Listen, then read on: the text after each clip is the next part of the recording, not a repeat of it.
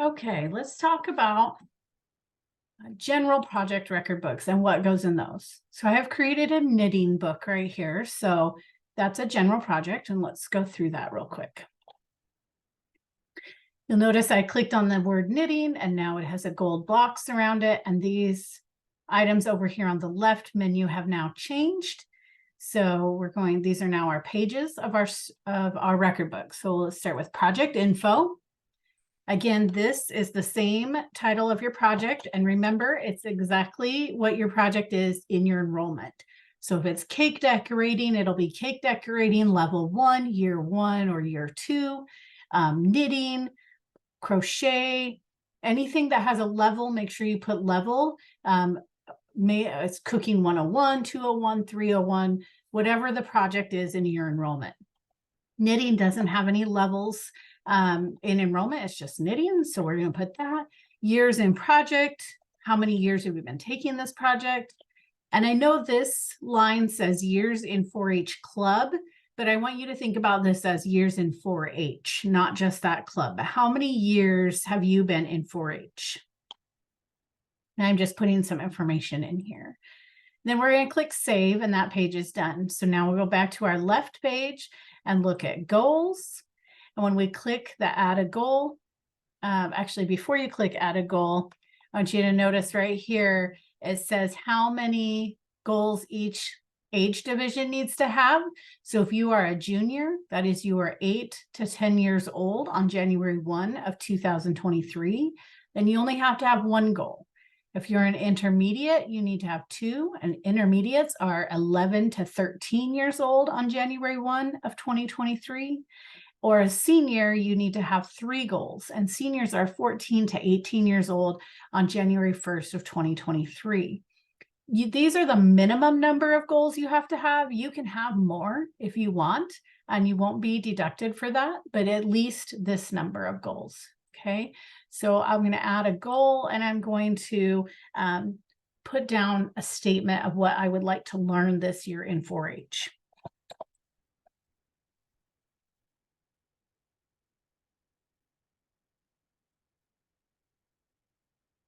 Okay, I, for the purposes of this record book, know nothing about knitting. So please do not judge me based on what I put in here. Okay, so that's my goal. And the next thing I'm going to put is my 3 to-do steps to help me achieve that goal. So what might things be that would help me learn how to read an advanced pattern?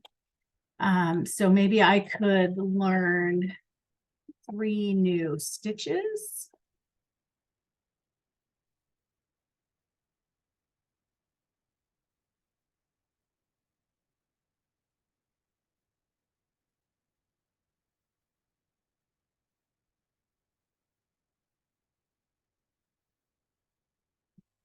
Maybe I could practice.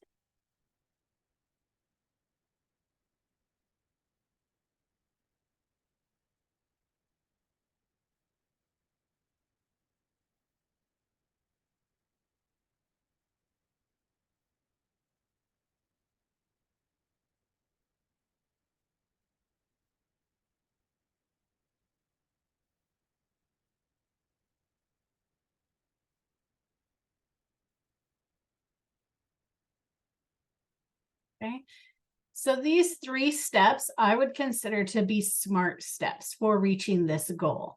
And by SMART, I mean specific, measurable, achievable, related to the project, and time bound. Okay, so they all have a number, at least one number that I can capture in there. And then I can check mark, did I achieve them? Do they actually help? What would I do differently? I can really evaluate this goal at the end of it. Okay, so I'm going to save that. That's my goal.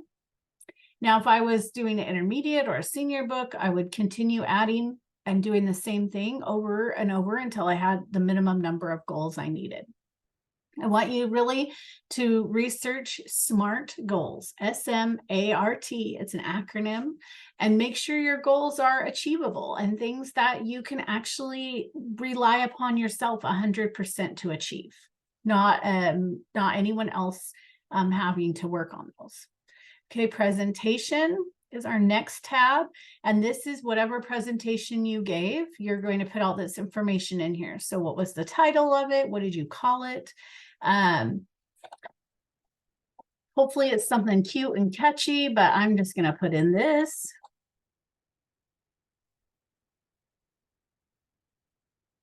Okay.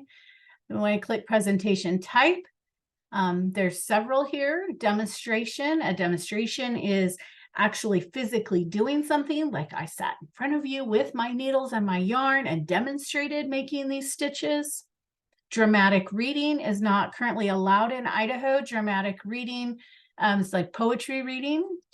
Illustrated talk is if I had a PowerPoint or a science board or even just pieces of paper that I was handing out to you, I'm illustrating what I'm telling you. A public speech is where I have no tools or anything in front of me. I just stand up and talk to you. I might have some notes in my hand, and that's okay. And then a TV commercial is also not allowed in Idaho. However, I would have to say that if one of you did a TV commercial, I would have to give you mad props for that. But for right now in Idaho, it's demonstration, illustrated talk, or public speech. Where is, where did you give it at?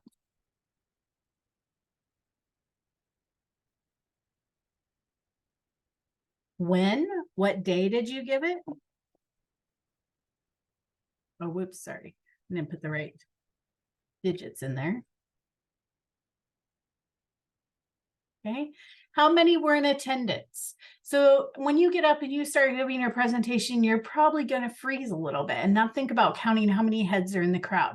That's okay. Ask your volunteer, ask your parent to help you, ask somebody to help you with identifying how many people are there. Materials used. That is, what did you use to give your presentation? And this is how an evaluator judge can understand if you have the correct presentation type picked.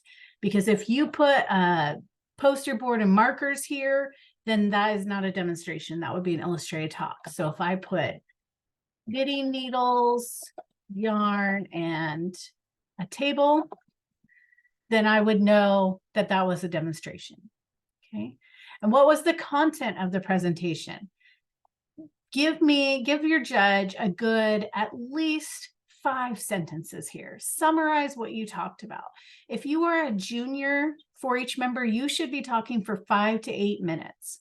If you're an intermediate, 8 to 10 minutes. And if you are a senior, 10 to 12 minutes.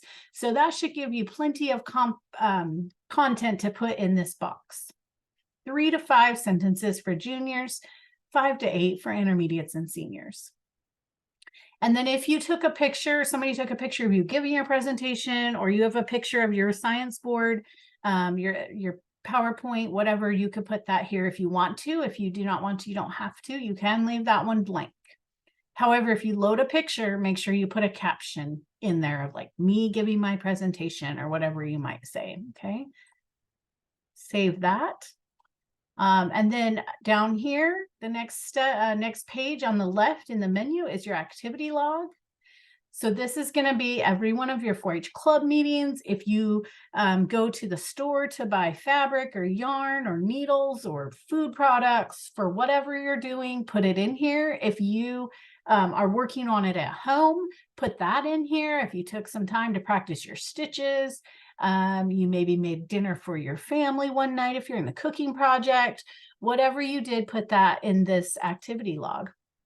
So again, the date, and this time we're going to use the actual date of when we did it. Okay, whoops. Okay. Wow, did really good on that one. Okay, and then was it a club meeting? Was it your community service? Did you take a field trip to the fabric store or the grocery store? Was it a project meeting where you sat and worked on that particular thing? If you're in an animal project, you might be a weigh-in. Was it something you did at home? Or was it other, like watching this video today? That would be an other, and you could put that in here.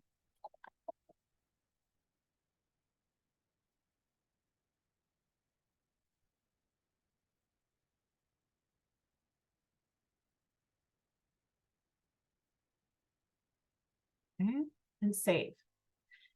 And every time you do something related to your project, you're going to put that in here. So keep this screen handy so you can keep adding to it throughout the year.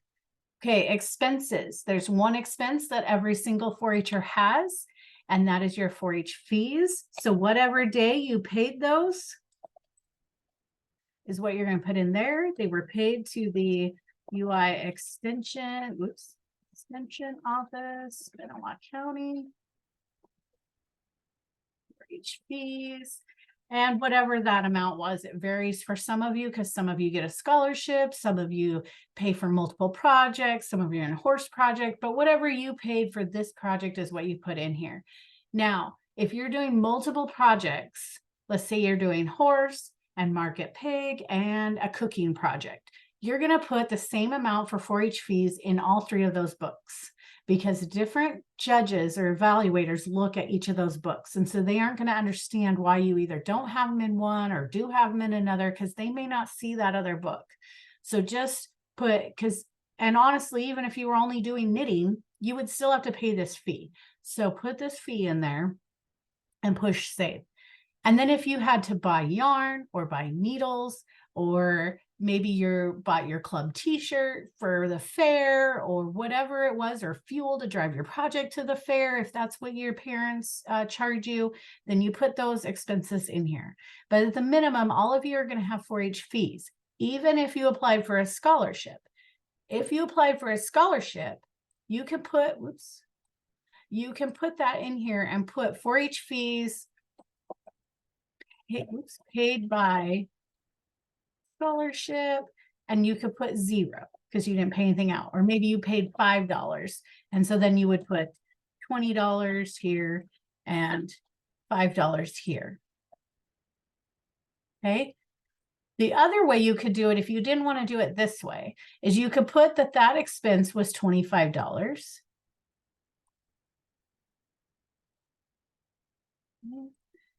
And then the next tab over here on the left in the dark box is income. And then you could put in an income that was your scholarship. I don't know what purchased by is in there. That's a weird column to put in there, but.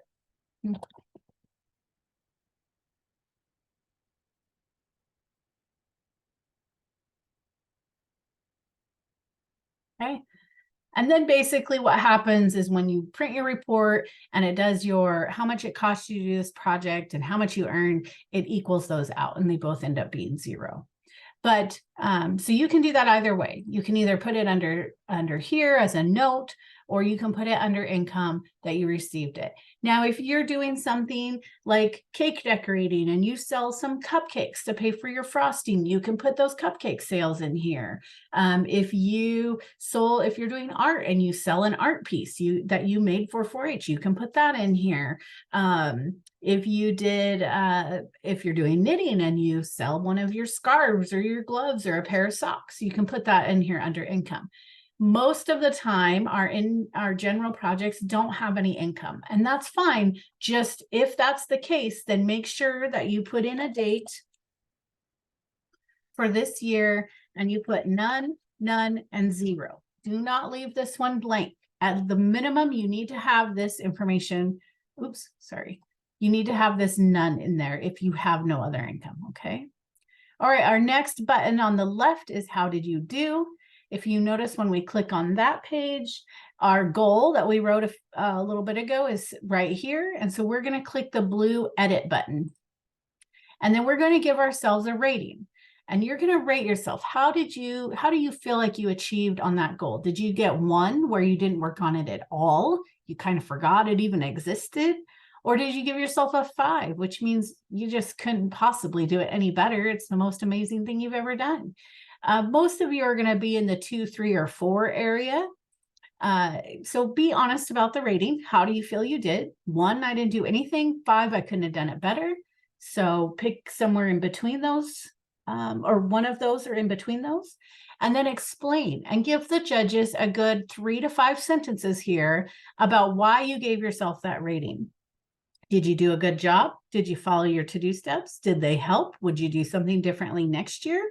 All of those kind of questions start to sort of formulate an answer here.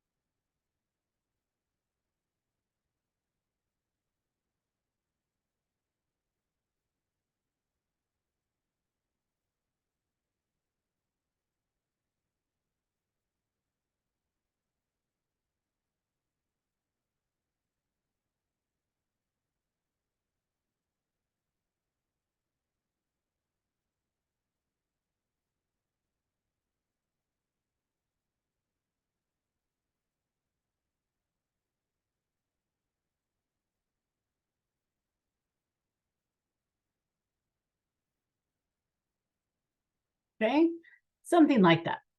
Write what makes sense for you, write what is from your heart. The next tab on the left, our next page, is our photos. Photos are not required, but you can add them if you want to, and the judges do like to look at them if you have photos.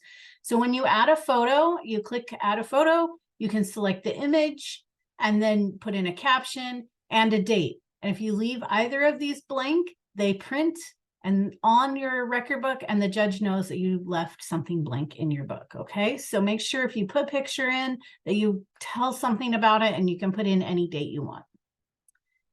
The last, or almost last tab over here on the left on the page of your book is your story. There's a couple of different types of stories. One is total experience, which means if you're taking multiple 4-H projects, you talk about all of those projects in one story.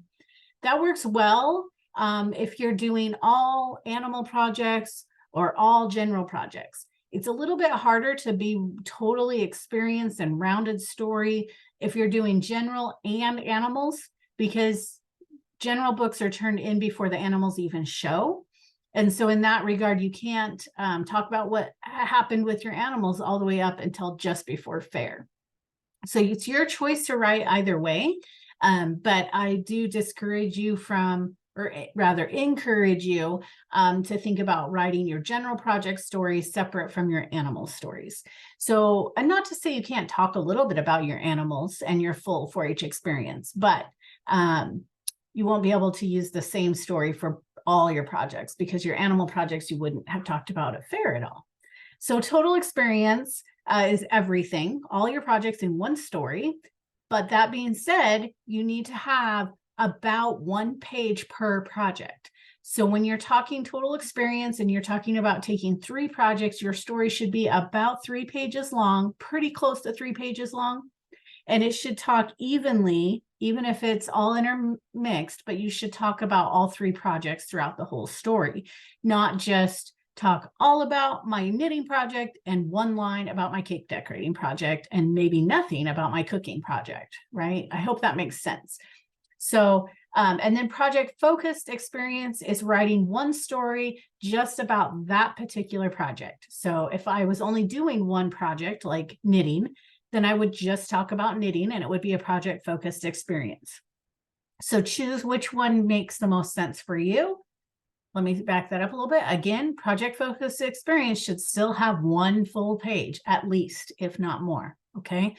So choose which type of story you want to write, click that button, and then it'll pop up the save button for you. Then when you go to write your story, down here it gives you some questions to kind of get you started on your story. And what year are you writing your story for? You're going to choose 2022-2023 and save that. There's a couple of options here. You can write your story in this box, but it's a little bit limited. So I would encourage you to think about writing your story in Microsoft Word and then copy and paste it into here. However, when you do that, sometimes your formatting changes a little bit. It takes out spaces, adds spaces, makes apostrophes, question marks, some weird things like that. So make sure you proofread it and have someone else proofread it too, just to be sure. Second point, when you're writing this, just to make it a full page, don't use larger than 12-point font. Stay at 12 point and pick a nice font that's easy for the judge to read. It can be scripty and pretty, but make sure that it's something the judge can actually read. And then type out your story, or like I said, write it in Word and copy and paste it in here.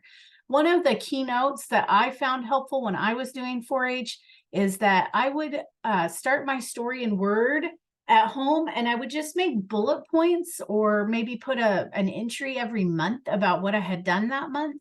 And then right before fair, I would go in and kind of mesh all that together and make it flow for a full story. I guarantee you, you will have more than one page if you do that, because you had talked about your whole experience.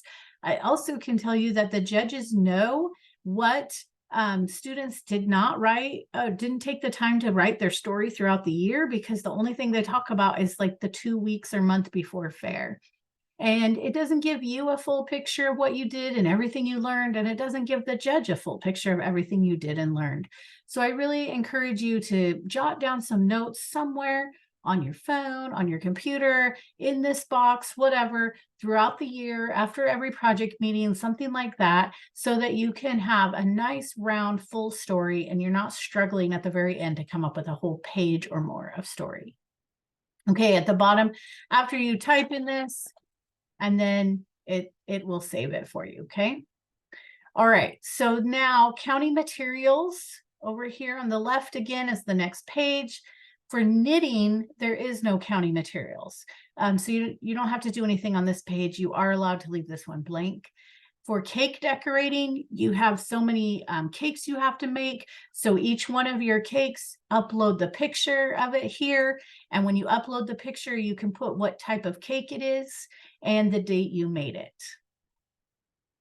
The last tab over here on the left is record book.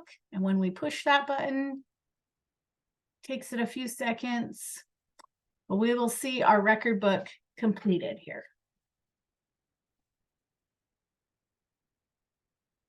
Okay, so this is what is going to print for our for us to print out. Remember, after you print it, make sure you, your mom, dad, and your volunteer all sign your book. We don't want you to forget to sign it. So you can see what this might look like. You can tell, the judge will be able to tell when you leave something blank, as you can see here. This is where I was saying, when you put in your income and your expenses, it'll make your profit or loss equal out if you put income in.